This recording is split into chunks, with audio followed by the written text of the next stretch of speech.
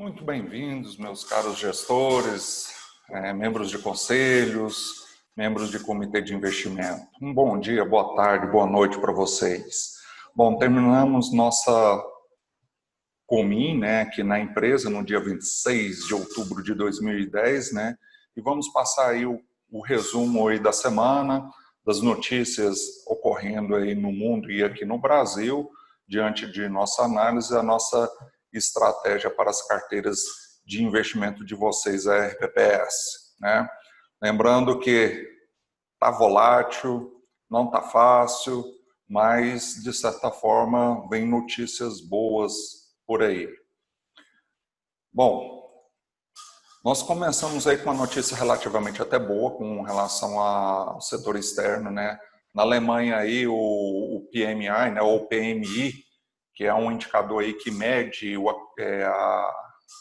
como está a economia no seu país, né? Onde o mínimo ideal é de 50 para cima, né? Isso mostra que a economia, de certa forma, está aquecida, né? Está expansionista, e quando está de 50 para baixo, ela está numa forma mais comedida, né? Então, ela está retraída e tudo mais, né? Então, a Alemanha aí veio com 54,5, né? No composto geral, né? Apesar que frustrou um pouquinho as expectativas, mas não é muita coisa. Mas em vista que no setor indústria, né, esse indicador surpreendeu, né, esperava-se aí um patamar de 54 pontos, veio aí 58 pontos, né, então uma notícia um tanto favorável aí com relação à economia alemã, né. Um assunto um pouco preocupante é com relação ao Covid na Europa, né, então tem países aí, né, que estão restringindo algumas coisas, né, para conter o avanço, né? Então estão fazendo aí toques de recolher, alguns bloqueios parciais, né, e medidas de outras restrições que isso pode acontecer aí, que hoje está sendo um pouco negativo nessa segunda-feira. É justamente isso, o que os países vão fazer para conter um pouco o avanço do contágio, né? Uma vez que no hemisfério norte começa o inverno e aí tem essa teoria que é mais favorável à propagação do vírus, né, de sua resistência e tudo mais com um clima mais frio. Então, o mercado hoje está um pouco volátil com essa questão. Nos Estados Unidos, né, essa questão do pacote do estímulo, né, que está uma novela, né, vai ou não vai, né, mas que sinaliza aí que isso deve ocorrer aí após as eleições e principalmente aí na entrada no ano de 2021. Com relação aí às eleições, né, Trump e Biden, né, trocam acusações, mas de certa forma faz um debate um pouco mais polido, né, entre as partes em vista do anterior. Né. Ultimamente, em termos do mercado de capitais, há uma certa divisão. Antes, o mercado de capitais, de certa forma, era mais pró-Trump, né, e mais que agora está meio que no meio a meio. Né. Então, em termos de investimentos, diante de um certo cenário aí, talvez vai ficar numa coisa assim, meio a meio, né? Não vai agradar a todos, mas também não vai incomodar todos, né? Então vai ficar uma coisa mais mediana. Com relação ao Brasil, né, um fato é sobre uma das questões aí de reformas, né, ter autonomia aí no Banco Central, né, assim como é o Fed, que é o Banco Central dos Estados Unidos, que ele não tem intervenção política, né, então isso favorece muito, traz mais tranquilidades a investidores, não investidores só do mercado de capitais, mas também de uma forma geral, empresários, né, que queiram investir em países emergentes, né, tendo que tem investidores, né, fundos de investimentos, pensões, que só investem em países onde essa autonomia do Banco Central ela de fato tem essa independência, essa autonomia, tirando o viés político, né? As ações estrangeiras aí têm recordes de negociação na B3, né, após a liberação para os investidores comuns, né, os BDRs, que até então só poderiam ter acesso a eles somente investidores qualificados ou profissionais, né, e essa semana aí já foi liberado pela B3, aí então, juntamente com a CVM, a questão da para os demais investidores, né? E nós estamos tendo aí uma questão assim, muito interessante, né? Mesmo com essa onda de Covid, né? O tanto de pedidos de IPO na nossa bolsa, né? Então, muitas empresas aí querendo abrir seu capital, captar recursos, né? Ou seja, as empresas aí enxergando o potencial de crescimento econômico aqui no Brasil e com isso a sua abertura de capitais aí para captar recursos para fazer reinvestimento, expandir ainda mais o seu mercado, né? Nós estamos aí mais ou menos aí com 65 empresas aí que solicitaram aí esses IPOs. Tiveram alguns cancelamentos por umas questões de expectativa de mercado com relação à captação, tudo mais, né? Mas de certa forma isso é um sinal um tanto promissor para a bolsa. A Anvisa libera aí a importação de 6 milhões de doses aí do Coronavac, né? Uma coisa que está pegando muito aí a questão do governo federal com o governo estadual de São Paulo, né? Mas isso, de certa forma, é uma notícia positiva, né? De começar a vacinar e imunizar as pessoas aqui no Brasil, né? Obviamente que 6 milhões de doses não faz muita coisa, mas a princípio aí imunizar aí as pessoas ligadas à área de saúde e aí depois fazer de acordo com a questão do risco. Uma notícia assim um tanto não tão boa, mas também não tão ruim, né? É a questão do IPCA 15, que veio com uma forte alta de 0,94% agora em outubro, né? Bem esperado, bem além do esperado das expectativas do mercado, né? Isso é o efeito com relação, principalmente, à elevação de custo nos produtos, né? Não é nem porque o consumo está se elevando, então, aí fechou com 0,94 IPCA 15, que deve influenciar, lógico, né, a questão do mês de novembro que está se findando aí essa semana, né? Com isso, uma das coisas que veio aqui no Boletim Focus é a questão da inflação, que veio aí com uma revisão alta da inflação, né? Na semana passada tinha fechado 2,76 e agora 3,04. Ainda está dentro da meta de inflação aqui no Brasil, né? Para o ano seguinte, diminuiu um pouquinho de 3,10 para 3,8. Para 2022 caiu para 3,45 e para 2023 ainda se mantém. O PIB também teve uma revisão boa, estava aí na semana passada de 5% negativo e agora 4,81%. Para o ano que vem, né, diminuiu um pouquinho de 3,47 para 3,42 e para 2020, 2,5%, assim como 2003. Com isso, a perspectiva de manutenção na Selic para esse ano de 2%.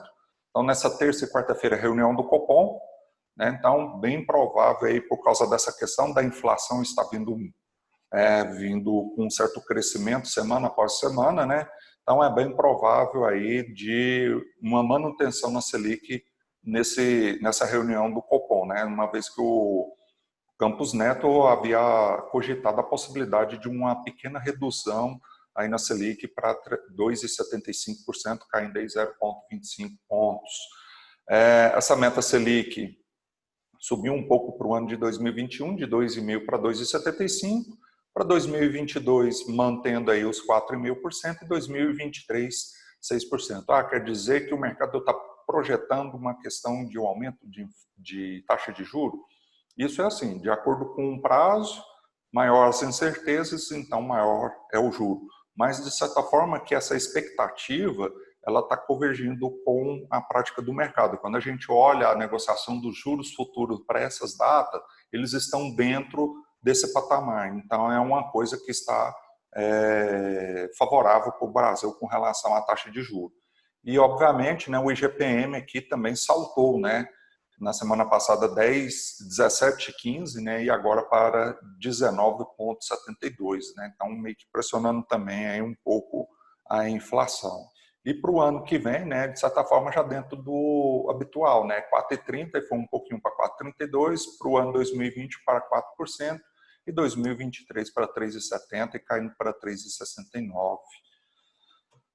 Com isso, né, a curva de juros, né, no Brasil aqui, né, essa consoância que eu estava falando ali da Selic, ela meio que projeta aí com relação à Selic, né? então ela teve uma elevação à parte longa, né? Na semana, um mês atrás estava nessa linha pontilhada verde e agora está chegando nesse azul, né? Então, assim, o mercado, de certa forma, deu uma descolada aí em relação à curva de juros, né? Mas que também ainda não é uma situação um pouco normal aí devido a essas questões dos impasses internos e externos também, né?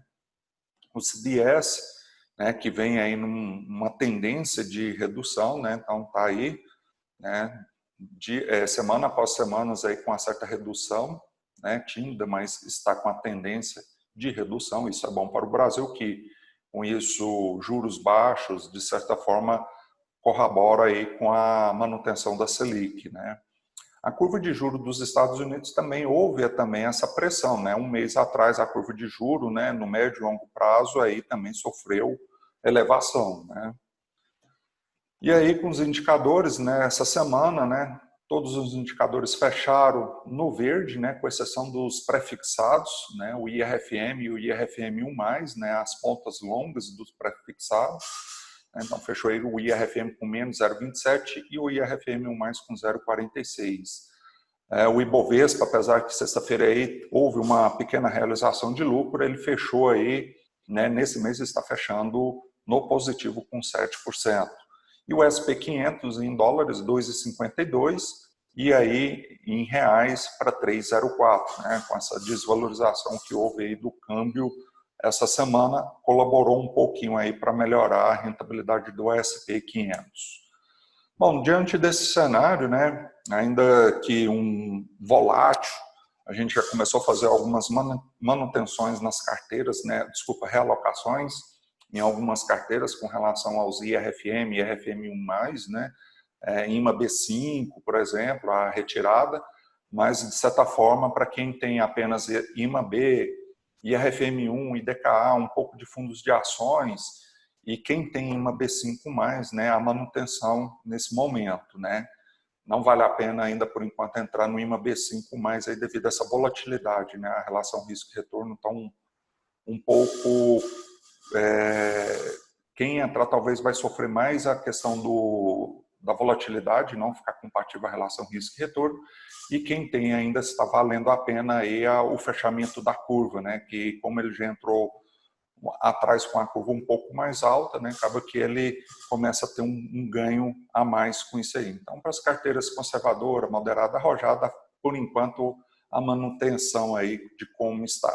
E de acordo com os recursos que forem sendo aportados, né, através dos repasses das alíquotas, né, nos comunique, né, para saber qual que é o melhor caminho a fazer esse investimento, se é a IRFM1, ou se é o IDKA ou então algum outro indicador de acordo com a nossa estratégia.